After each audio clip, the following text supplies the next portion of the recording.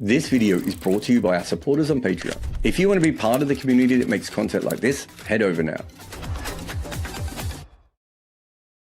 Morning, everyone. Welcome to Morning Glory. A great morning for England. It may not help them with the game, but I think they would take that 11 times out of 8.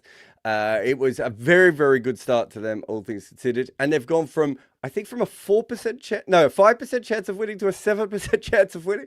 So it hasn't changed those things all that much. But certainly there's a lot going on there. Rushline also has that Marnus Labuschagne and Travis Head due 50 each here. That's probably, my guess is, a lot to do with their record at Adelaide Oval. I think Marnus averages 65. I'm not sure about Travis Head, but I know Marnus has a really good record there. So if that's the case, good luck, England. But good luck to the 7% of that. I've got Bayram with me. I've got notes galore. Bayram, do you want me to go through my notes and we'll just talk about it? Yeah, sure. I just want to, before you do that, question whether, that 7% chance that, Rushline has given, or they have given England that chance. How does that kind of work out? Like, in your head, what sort of target do you feel England would be comfortable chasing? And I know this is a trick question because 400 is even on, right? But, like, is that it? Is that the 7%? I think the time is an issue at this point as well, isn't it now? Yeah, I suppose. I think that would be my other question is like, well, one of my notes, but let's just get to one of my notes early, was I wondered if, did you notice Weatherald came out to bat and there was like a 40-second or a minute and a half before the next opening batter came out. And I was thinking it would be peak Pat Cummins to send out Usman Khawaja. It would have been, really. And just go, we're just going to bat for as much time as possible. If we get to 110 overs, and then we, I think there's a, an issue there, we could play that way. So I wondered if that was a case that they were going to think about that. Obviously they didn't do it, and they sent out Head as normal. But there is an element of, especially if Marnus and Head get in, right, that they could bat for a considerable amount of time, and time also plays a bit of a role in this game as well. So I wonder what Australia's thinking is, because if I was in the Australian camp, clearly in the first innings they wanted to score quickly. Clearly at Brisbane they wanted to score quickly. Perth, we saw them wanting to score quickly. At what point do they go, well, if England are going to bowl us a bunch of bad balls with the field set out, why not just milk them for like 2 sessions, and even just score it like 60 runs a session, but tire them out? Here's another note for you. This is definitely a new ball pitch. Like, all pitches are new ball pitch, but this is definitely a new ball pitch, right? Once that ball got soft, Jofra looked like he could make 100, right? If he had another 20 overs, he might have, of the softball, he might have made 100. So again, time, I think, really plays a big part in this because, everything else. But the issue with the 400 chase has to be, I'm just cycling through my notes like a sprinter here, but has to be the fact that Lyon was really spinning the ball, right? That changes the 400 massively. England can be as confident as they want. Like, that changes it a bit. I mean, when I tuned in this morning and I saw the amount of turn that Nathan Lyon was generating, I was like, okay, so batting last over here is going to be an issue. And, Gaza's had a good game already. So I feel like a moderate estimate would be that England can probably chase down perhaps 250, right? Like, I feel like that's doable. 300 is, I don't know, man, that's a bit out of reach for me. And England would have to bat out of their skins. Yeah, a lot of it has to depend, doesn't it, on what the wicket does, right? Like, it looks really flat at the moment. So I've got here, can't bring him up. Oh, I'll get him up. Prasoon says England will chase 300, right? Like, so as the wicket is now, I think 300, like, if Australia was chasing 300 on this, any team was chasing 300, you'd be like, well, the pitch seems to be fine. If you survive the new ball, you've got a really good chance. But we're what? Almost halfway through on day 3, right? Yeah. It's the wear and tear on the wicket and what happens later. And we've seen occasionally when they first put the drop-ins in Adelaide, I think that might have been when Faf and AB batted forever, right? But the chances are that this is going to deteriorate a little bit more and it's going to be a little bit tougher as the game goes on. So we don't know, but also it's quite optimistic at the moment to be like, England's only going to be chasing 300, right? Like, I know they've got the early wicket and you give them a bit of a head of steam here, but that means I have to knock Australia over for 200 on what is a pitch that we're saying is pretty flat at the moment. So there's a lot of things that have to go right for England, and that's why there's 7% chance on Rushline, right? It's fascinating how this pitch has kind of evolved because on day one, it seemed to be a bit too paced, but Bryden Cast generated some swing with the new ball then too. Interestingly enough, I didn't see Stark generate any swing at the start of the second innings. He does do a lot of it or generate a lot of swing with the second new ball, right? And that's how he kind of gets Stokesy out as well. But, I'm keen to see whether that remains a feature or if that's just a ball thing, like the individual ball that you pick. But turn was on offer, and we know that England aren't particularly well equipped to play spin bowling when the ball is turning a bit, and I feel that might play a major role over here. But then again, I think they'd back themselves to chase 300 because they're just England, and they've done this a fair bit. However, Australia, they just kept bowling in the channel, right? Like England have sprayed it all over, and over here, Pat Cummins 3 for 69, Scotty Boland 3 for 45. That's 6 for 114 by just pitching the ball in the same goddamn area over and over and over again, which England haven't managed to do. Even Jofra couldn't do that in his bowling effort of 5 for 53. So I feel like, we're into the sixth bowling innings for England in this series. About time they figure out their lengths and start bowling in that channel, Jared. Well, we've got a super chat. We'll get to that in a minute. But someone else put one up that I was going to look at here as well. From Cars. Maybe Priyansh says, Cast looks more probing now compared to the first innings, and is also pitching it up and quicker. Still a bit wayward, but more good balls. Was expecting him to go for a few. So one of the things he did was just bowled over the wicket. And so that's what, this is what I've been talking about. Like, I went on TalkSport and Simon Jordan was, upset with what I was saying, but it's like, in the first innings, it's a stupid thing to swing the ball back into a left-hander from around the wicket, right? It doesn't really make any sense. I'm not saying you can't do it once or twice, was a Makram style later on in the innings when nothing's happening. But the angles dictate that you bowl over the wicket and you pitch the ball roughly in line. In this case, he didn't pitch it in line, but close enough for the umpire anyway. And then you swing it back. And that's, one of the hardest things for a left-hander or a right-hander to play. Like Stark does the exact same thing, right? Stark doesn't, if the ball's swinging back into a right-hander, Stark doesn't come around the wicket. Right? Like it's not a thing that he does. And so with Cast doing that, they got the bonus actual wicket in the end. Like, let's be honest, I think most of us went, that doesn't feel right. And then we were a bit shocked. I actually thought they'd reviewed it straight away. And then I was like, is Weatherald asking head? Why is he asking? Like, surely, I always thought you had the twin opportunities there. You have the new ball bounces a little bit more. And then you had it had to be pitching close to leg stump. You reckon if Uzi was out there batting instead of Travis Head, he would have pushed Jake Weatherall to review? No, I just think clearly the non-striker has a role to play over here, right? And Weatherall is new. Maybe there's a bit of, hey, I don't want to waste a review over here. I'm probably out. I got out in a similar fashion to Jofra in the first test match, although that was a full-length delivery, but it's the same angle. To me, it looked not out quite evidently. And I'm surprised they didn't review that. But ultimately, I feel like when you're new in the team, maybe you're a bit hesitant to take a review. It's possible. I also just think that, like, it's easy for us to say all this. Don't forget, we have the bird's eye view. So we're all right behind the bowler's arm. And Travis Head is off on an angle. And Travis Head is thinking about his own innings, right? Like, these sorts of things happen. What I found just as interesting, though, was the next over that Cast did go for runs again.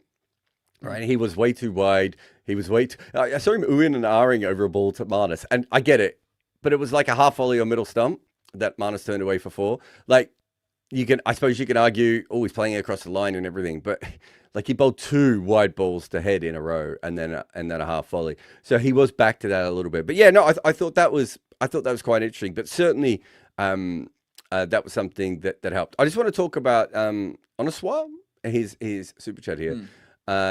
Is he saying the top 5 batters this series for England: Stokes, Archer, Root, Brook, and Zach? Their top order is overrated. Send Archer in at 3. He can at least play 50 balls. I know, I understand this, and it's good fun and everything. Just remember that there is a big difference batting against a soft ball in Adelaide than there is against a hard ball. And we could see by the end, like Australia was just bowling cross seam because they were like, there's nothing going on here at all. And, Lyon probably let himself down a little bit to the way he bowled towards Archer. I think he should have tried around the wicket a little bit more. I think he should have tried to bowl faster a little bit more. He seemed to want to. He seemed to be like, if I keep tossing it up, eventually he'll hit one up in the air. And I'm like, yeah, but he hasn't done that yet. Like he's been facing you quite a bit. Maybe try something else. But yeah, there is a big difference between new ball, old ball when it comes to these and sorts you of things. saw Oniswa how once Australia did take the new ball, things changed quite drastically, right? Like all of a sudden, England was struggling a bit. The one thing that they did quite well was that they came out today and counterattacked. And you know what? I know Stokesy is going to get shat on for anti-Baz bowling because, of course, there are always those people lurking on in different corners of the social media realm. But I would like to admire his resistance. His teammates could barely string up an innings of 50 plus balls. And here he scored his slowest ever half century in his test career, took 159 balls. That's kind of how he goes about things if you think back to Headingley and everything. And ultimately, he's what, 83 of 198 or 82 of 198? I mean, look, he mentioned how his team needs to show that dog in them. And at least, he's shown us some resistance. And I feel like that needs to be credited over here because, England were 8 down for 168. That partnership between Stokes and Jofra, weirdly enough, they were the ones quarreling yesterday. They're the ones who stitched up this partnership, right? They were 8 for 168 and now they're trailing by 85. And as things stand, Australia, effectively 102 for 1. Yeah. They've given England a shot over here. So Yeah, I feel like I'm people a bit should go a bit easy on Stokesy. I just say the whole dog on him, whole fight thing is also obviously bullshit. Like I'm not like it just is because essentially this is what Stokes tried to do in the last test match, right? And there was, a really long partnership with him and Will Jacks, right? It was no different. Again, the ball had gone soft. Stokes had worked it out and played smart cricket, right? Today they decided to bowl over the wicket with Cast if he's swinging the ball back in. That's smart cricket. Right, when they do things that are smart and they put cricket in their favor, I think I don't know if we've got the chat. I can't remember if I started here. Oh yeah, here it is. Rama says England bowling has let them down the series. If Aussie batting had to face Aussie bowling, they'd never make 300 plus. I'm not sure if I agree about that with that in the first 2 Test matches, just because Australia's bowling wasn't at this level at that stage, right? True, like Neser and Doggett aren't Paddy Cummins. This just looks like a different level. Like yesterday, especially the first 2 sessions Australia bowled was like, oh my God, the adults are here. Good luck, everyone. Right. But the general point is also true. Like, I think Australia would struggle against the batting bowling lineup quite a bit. And you could say England's bowlers have let them down, but their batting has let them down too, because they did have Cummins and Hazelwood not in those other tests, right? They did have Lyon not bowling all that much in the first test match. And, allowing Neser and Doggett to take so many wickets at times when I thought both of them bowled okay for periods, but I don't think they bowled good enough to do what they did there. So, yeah, I think there's a lot of things that have probably let England down. I mean, you could throw catching in there, right? I mean, everyone else is throwing captaincy in there. Can I just say a little thing I really liked about the captaincy of Stokes towards the end? This is where he's really, really good, right? Is that the end of that session, I don't know why they're trying to get Marnus caught on the leg side early on in his innings. I think early on in his innings, you probably wanted to try and get him sneaking to second slip, but maybe they just think this isn't that kind of wicket. But they've decided to bowl at the body. They believe, and I think I said this yesterday, no, day 1, and then the first ball after lunch, it happened. But day 1 at lunch, I said they believe that they'll be able to get him out. And one of the reasons is that they think they can get those catches on the leg side, and eventually he'll find one of them and everything else. So I love the idea, the ball, like just the 2 balls before lunch. You bring up your fine leg and you're just like, okay, so if he does tap one around the corner and it goes for 4, it doesn't change our game. Right. But we have a chance of getting a wicket here. So, it's little things like that where Stokes is really good. It's just that, the whole thing is gambling, right? When he's in the field. Also, I mean, I know you get the TNT commentary, but I get the good one. And Binga was on, right? And he had I think the good one's doing a lot of work there, man. If we're being honest. Yeah, absolutely. Look, Binga had this radical idea. He said, if I was Stokesy, I'd give myself an over here right before lunch. And, maybe it's because Marnus is vulnerable to, kind of getting trapped in front of the stumps. Could have gone for, a booming in-swinger, or not in-swinger, but seaming off the deck towards his pads and perhaps getting him LBW. I mean, that thought did cross my mind as well. But it's interesting how the previous comment mentioned that Cast is bowling well in this innings, and you talked about how he's going, over the wicket. Look, he's bowled 2 overs, guys, and his wicket was a non-wicket. Weatherall doesn't review it. I'd like to see a bit more. I'm not convinced that England can bowl it in a channel and find their length because they haven't thus far. And honestly, Jofra, I mean, kudos to him. I want to give him all the flowers in the world. 5 for in the first innings, 5 for 53, and a maiden test half century in this second innings, 51, 105 run partnership with Stokesy. But will his body pull through today? That's a question mark, right? Yeah. He's done a lot in this test match already. No, exactly. Actually, there's a question about Jofra I wanted to get to. Where are we here? Vidva says, does Jofra's physical form radiate uninterested? Do you think that's the case? Jofra is an arch competitor. I can tell you from people who've gone up against him. I can tell you that from people who've coached him, and everything else. He has different body language. The truth is, I think as we move on, we realize that the vast majority of sports writing and sports commentary for about 100 years was basically body language analysis.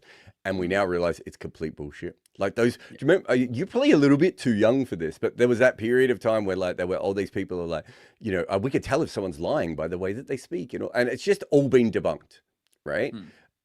Jofra is a different dude, right? He's you've got two Bayesian cricketers who played for England, in Chris Jordan and Jofra Archer, and they're very different kinds of people, right? And, they probably come from a similar part of Barbados, I would assume. I'm trying to think now where they're both from. They both came over to play at English shores, but they're just very different kinds of people, right?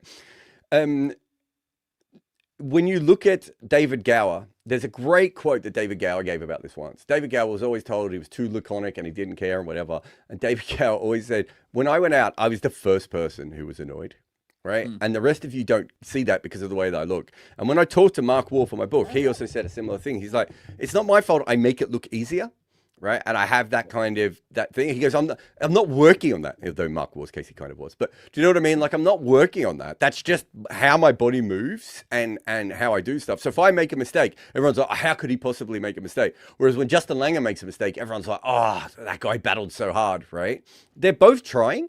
It's just that the bodies react differently. So we have to be really careful, Vidva, because this is also a racial trope quite a bit as well. We have to be really careful with this sort of thing. But when it comes down to it, what I saw today was Ben Stokes go out and Jofra Archer run 70 meters to pat him on the back, right? To celebrate what his captain had done, right?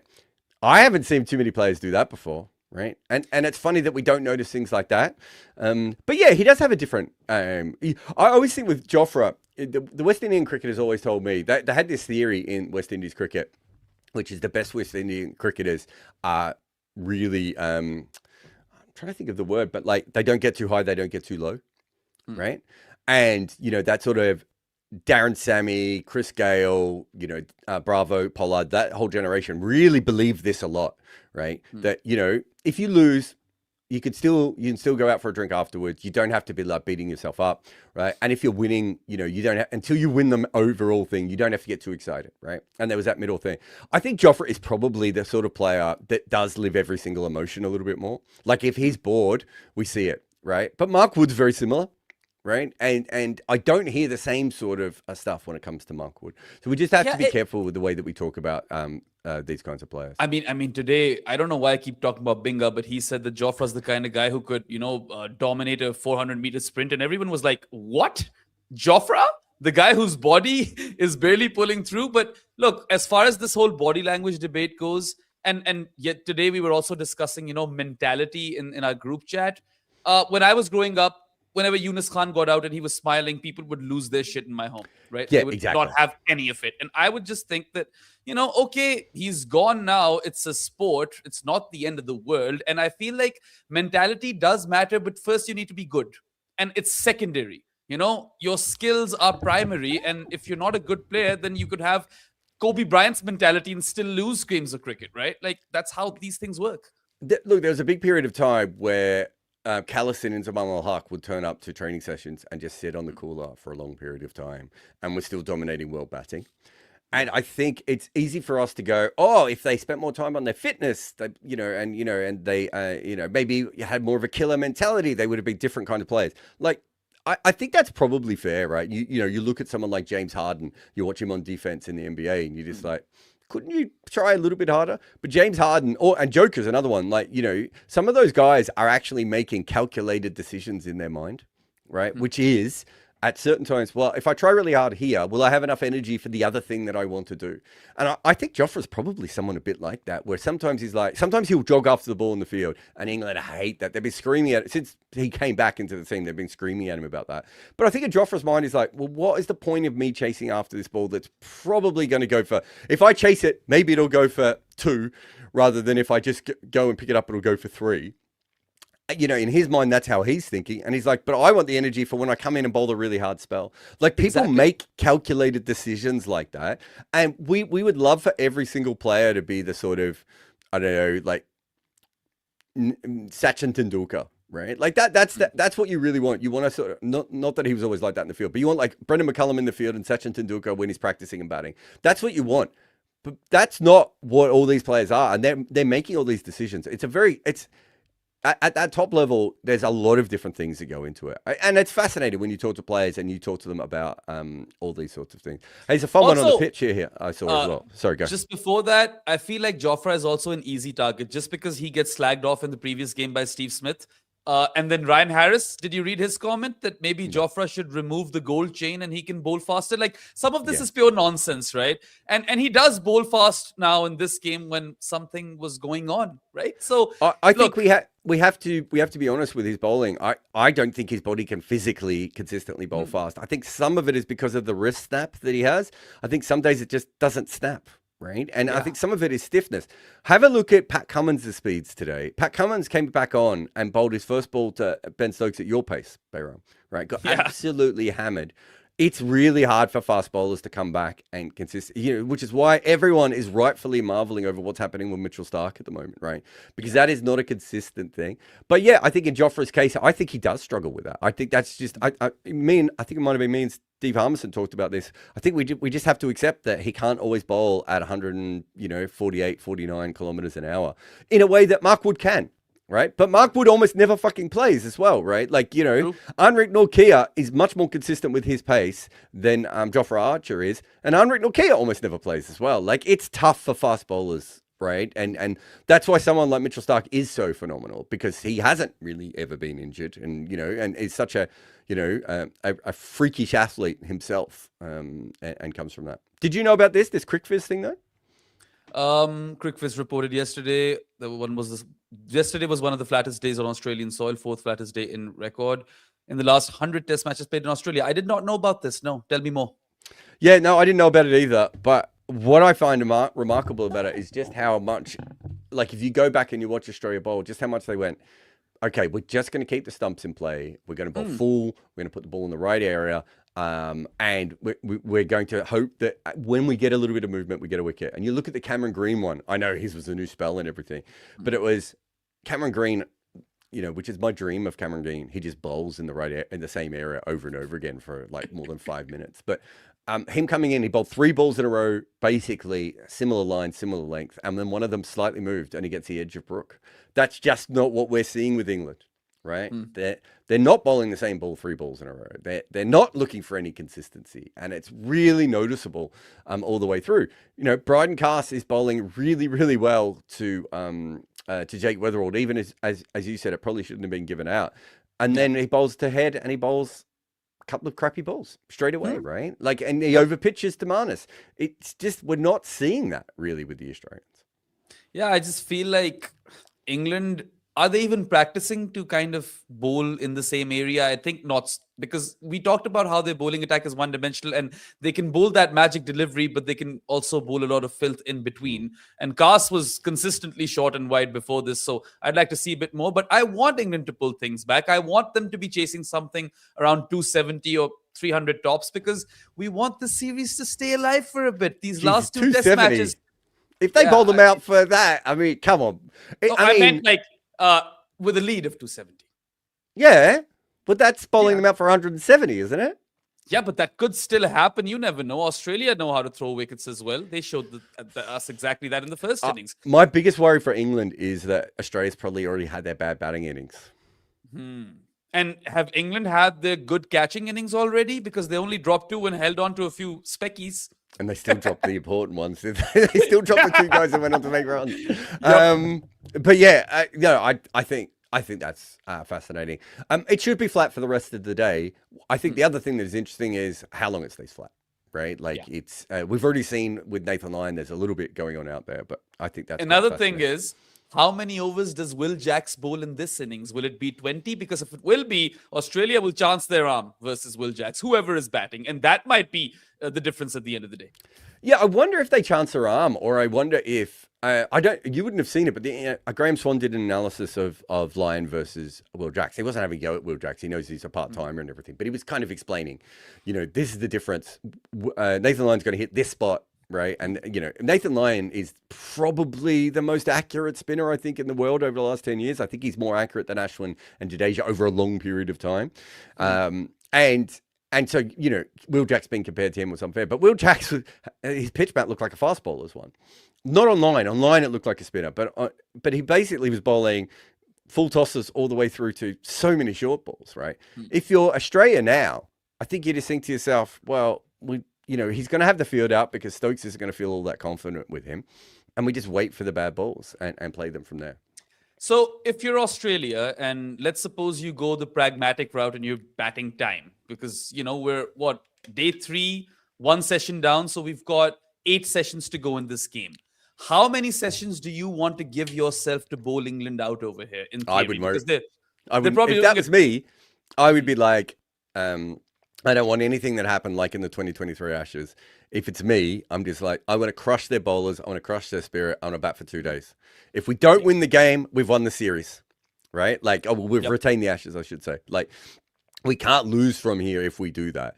But if they get 500 in front, then obviously we will probably see a declaration, right? So maybe they give themselves 4 sessions if that's the case. But a lot of it, again, depends on the pitch. If the pitch is playing up, and their batters have managed to score some runs on it anyway, then they might, take a bigger risk. But I think you just make sure that you can't lose the series today, don't you? Isn't that the position that they should be in?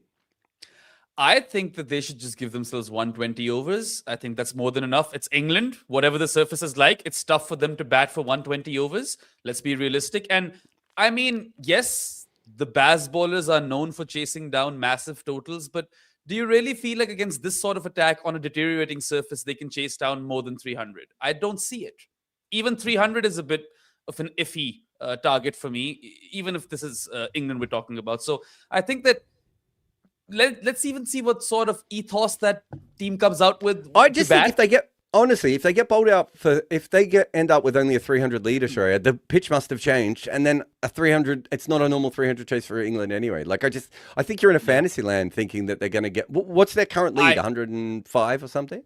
I said 250 to start with. I think 300 might be a bit too much, but that's also because I feel like England, even when the surface is doing a bit, if they can just go out there and Baz ball, there's a chance, they get going. But they won't do that maybe, right? Like there's another element to this where England just don't go for that approach at all anymore.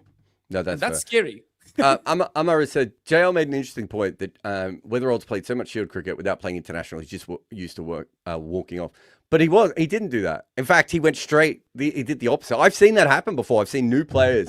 You see it in associate cricket. In associate cricketers do it all the time when they get to the World Cups. They just start to walk off, and someone has to yell at them and go, "Oh, wait, we can probably review that." Women's cricket is something else as well because they're just not as used to it. Weatherald turned around and actually spoke to them. Also, they've had reviews in Big Bash cricket for a while, haven't they? Like as far as I'm aware. Yeah. So I don't think that wasn't what I saw, because I saw the opposite. I actually thought he had reviewed it straight away because he honestly was asking questions. But that's also, just one of those things.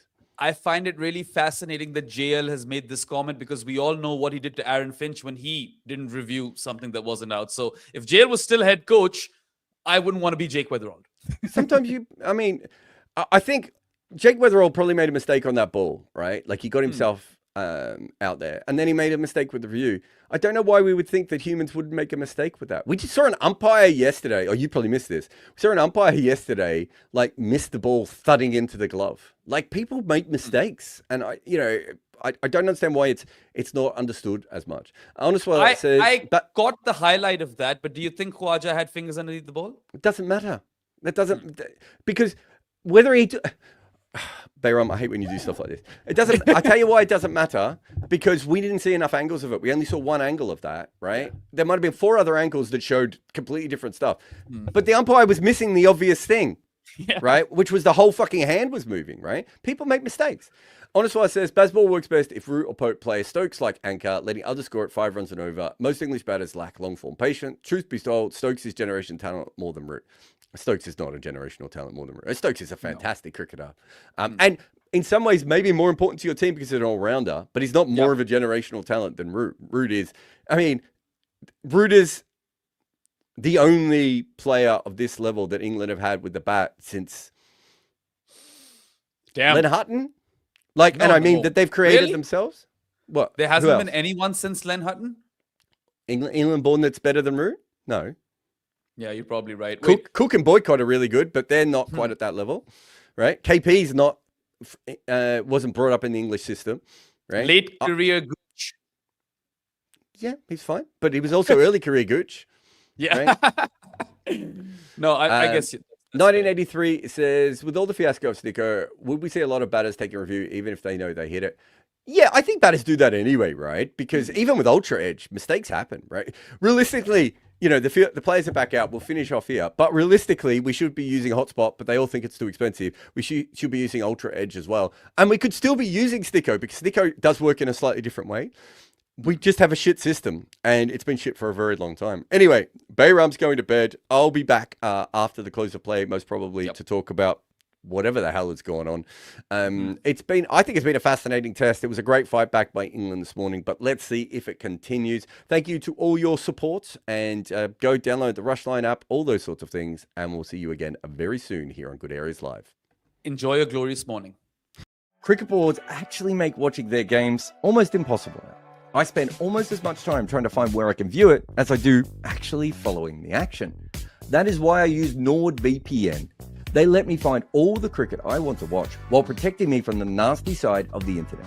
Nord will free your cricket matches. Grab your exclusive NordVPN deal by going to nordvpn.com/good areas to get a huge discount off your NordVPN plan plus 4 additional months on top. It's completely risk-free with Nord's 30-day money-back guarantee. Watch every match with NordVPN.